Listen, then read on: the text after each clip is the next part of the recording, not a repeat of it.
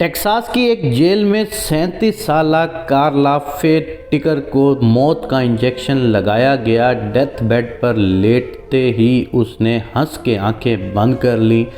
Doctor نے نبض دیکھی اور موت کا اعلان کر دیا اور کہا، ایسی پرسکون موت میں نے پہلے کبھی نہیں دیکھی۔ کارلا دھندا کرنے والی عورت تھی۔ بچپن ہی سے وہ اپنی ماں کے ساتھ آتی جاتی اور نشے پر لگ گئی تھی۔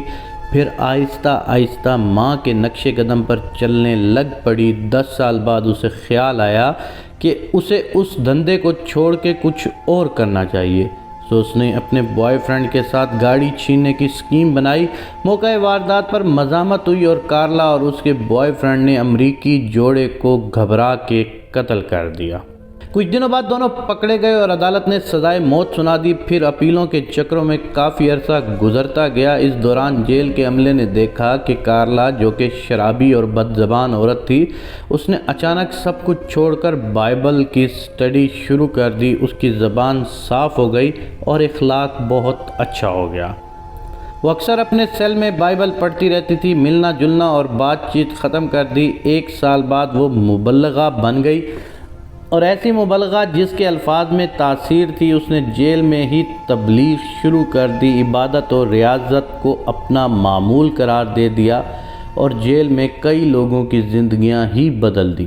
وہ لوگ جو اسے قاتلہ اور سنگ دل کہتے تھے، وہ اس کے پیچھے چلنے لگے، اور جیل میں ایک روحانی انقلاب آ گیا۔ اس بات کی خبر جب میڈیا کو پہنچی تو جیل پر ٹوٹ پڑے۔ پھر ہر اخبار میں کارلا کی ہیڈ لائن لگی۔ ہر شخص نے اس کے فوٹو اٹھائی اور اسے معاف کرنے کے لیے مظاہرے ہونے لگے۔ حقوق انسانی کی تنظیموں نے امریکہ میں کارلا بچاؤ تحریک شروع کر دی، اور احتجاج یہاں تک بڑھا کہ زندگی میں پہلی بار پوپ جان پال نے عدالت کو سزائے معافی کی باقاعدہ درخواست دے دی، لیکن عدالت نے ٹھکرا دی۔ سزائے موت میں 15 دن قبل کنگ لیری نے CNN کے لیے اس کا انٹرویو جیل میں کیا، اور اس انٹرویو کے بعد پورے امریکہ نے کہا کہ نہیں، یہ وہ قاتلہ نہیں، یہ معصوم ہے۔ لیری نے پوچھا، تمہیں موت کا خوف محسوس نہیں ہوتا؟ کارلا نے پرسکون انداز میں جواب دیا، نہیں، بلکہ میں اس رب کو ملنا چاہتی ہوں جس نے میری پوری زندگی ہی بدل دی۔ یہ تھی ایک انگریز قاتلہ کی کہانی، لیکن ہمارے ہاں اگر آپ دیکھا جائے تو یہاں میں جو ایک دفعہ قتل کر کے آتا ہے، اس کے قانون کا سسٹم، جو ہمارا نظام ایسا ہے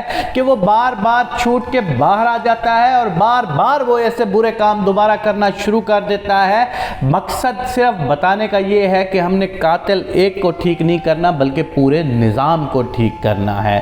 زندگی میں پہلی بار پوپ نے اگر کوئی سفارش کی تو وہ اس قاتلہ کی تھی، اور زندگی میں پہلی بار CNN اور دوسرے جگہوں پر امریکہ میں اس چیز کے نعرے اور انٹرویو ہونے لگے اور ہیڈ لائنز لگنے لگی، وہ صرف اس کارلا کے حوالے سے لگنے لگی۔ لیکن وہاں کا قانون ایسا تھا کہ انہوں نے کہا ہے کہ ہم نے کسی 2 انسانوں کے قتل کو اگر ایسے معاف کر دیں تو پھر ہم لوگ آگے کیا جواب دیں گے دنیا کو کہ ہم نے قاتلوں کو معاف کر دیا ہے۔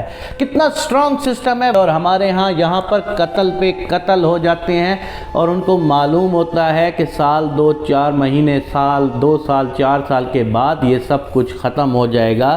ہمارے ہاں گواہ نہیں ملتے، ہمارے ہاں کوئی گواہی دینے نہیں جاتا، ہمارے ہاں سسٹم بک جاتا ہے، ہمارے ہاں عدالتیں بک جاتی ہیں، ہمارے ہاں اشرافیہ بک جاتی ہے، ہمارے ہاں وکیل بک جاتا ہے۔